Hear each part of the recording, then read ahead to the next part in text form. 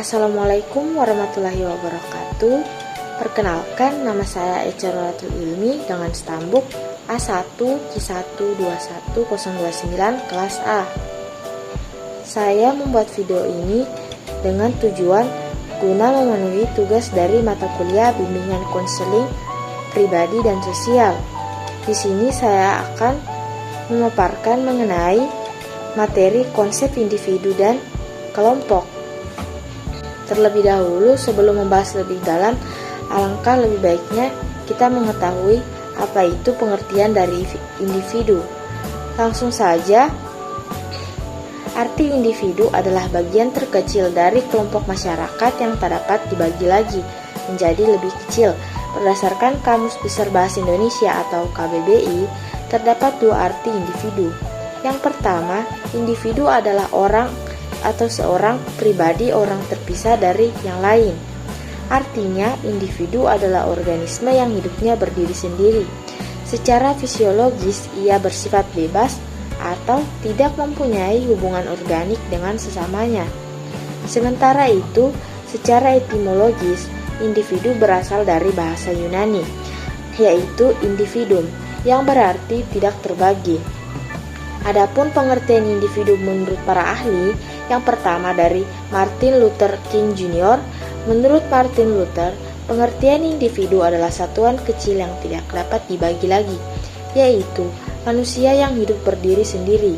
Individu sebagai makhluk ciptaan Tuhan dalam dirinya selalu dilengkapi oleh kelengkapan hidup yang meliputi raga, rasa, rasio, dan rukun. Lalu yang kedua, yaitu Sodiman Kartohadiprodjo. Menurut Sodiman, dalam Surjono Sukamto 2003, arti individu adalah makhluk hidup ciptaan Tuhan yang di dalam dirinya dilengkapi oleh kelengkapan hidup yang meliputi raga, ras, dan rukun. Individu merupakan unit terkecil pembentuk masyarakat. Lalu pendapat para ahli yang ketiga yaitu Abdul Shani. Menurut Abdul Shani 2002, kata individu berasal dari bahasa Yunani atau individuum, yang artinya satuan terkecil yang tidak dapat dibagi lagi. Adapun ciri-ciri individu secara umum adalah sebagai berikut.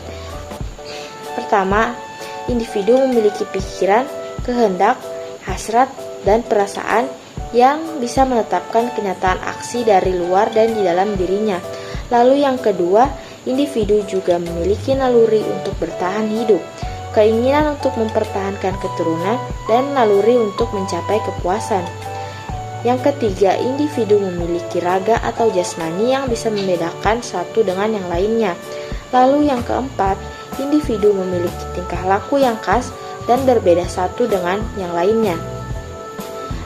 Adapun beberapa karakteristik individu yang merupakan cerminan dari sikap, minat, dan kebutuhan yang dibawa oleh individu ketika mengerjakan sesuatu, yaitu adalah conscientious, yaitu sangat berhati-hati dan penuh pertimbangan dalam melakukan sesuatu tindakan. Lalu ada openness to experience, yaitu cenderung terbuka terhadap pengalaman baru. Selanjutnya agreeableness, yaitu cenderung menghindari konflik dari orang lain. Dan yang terakhir adalah extraversion, yaitu terbuka dan cenderung mudah beradaptasi dengan lingkungan sekitar. Selanjutnya, individu-individu tersebut akan berinteraksi baik antar individu atau individu dengan kelompok maupun antar kelompok. Nah, interaksi tersebut disebut sebagai hubungan sosial. Hal tersebut akan menimbulkan hubungan timbal balik berupa aksi saling mempengaruhi. Berikutnya yaitu pengertian dari kelompok. Pada KBBI terdapat dua pengertian kelompok yang berkaitan dengan hubungan sosial. Yang pertama, kelompok adalah kumpulan manusia yang merupakan kesatuan beridentitas dengan adat istiadat dan sistem norma yang mengatur pola-pola interaksi antara manusia itu. Lalu pengertian yang kedua adalah kelompok, yaitu kumpulan orang yang memiliki beberapa atribut sama atau hubungan dengan pihak yang sama. Dengan begitu, bisa disimpulkan bahwa inti dari kelompok adalah sebuah kumpulan, golongan, atau gugusan yang terdiri dari satuan atau individu-individu. Terdapat beberapa hal yang perlu diperhatikan dalam pembentukan kelompok sosial, yaitu antara lain, yang pertama adalah lembaga sosial, sistem norma yang dianggap penting untuk mengatur kehidupan demi mencapai tujuan bersama. Lalu yang kedua ada keteraturan sosial, yaitu hubungan sosial antar individu berlangsung dengan serasi dan harmonis sesuai dengan nilai dan norma di masyarakat. Tahapan dalam keteraturan sosial adalah tertib, order, keajengan, dan pola. Penjelasan mengenai masing-masing tahapan tersebut terdapat dalam informasi, yaitu tertib, atau terdapat nilai dan norma yang berjalan selaras dengan kehidupan dan ditaati oleh anggota. Berikutnya adalah order sosial, yaitu anggota kelompok sosial mematuhi dan menjalankan setiap nilai dan norma dengan penuh kesadaran. Berikutnya keajengan, yaitu keteraturan yang dilakukan oleh anggota berjalan dengan penuh kesadaran, terus-menerus, dan bersifat tetap. Selanjutnya pola, atau keteraturan dalam bentuk dan warna dalam suatu interaksi yang bersifat terus-menerus. Adapun 3 syarat utama bagi kumpulan individu yang bisa disebut sebagai kelompok sosial, yaitu individu menyadari bahwa ia merupakan bagian dari kelompoknya, punya kesamaan latar belakang atau karakteristik, dan punya struktur, norma, dan pola perilaku. Akan menimbulkan hubungan timbal balik berupa aksi saling mempengaruhi.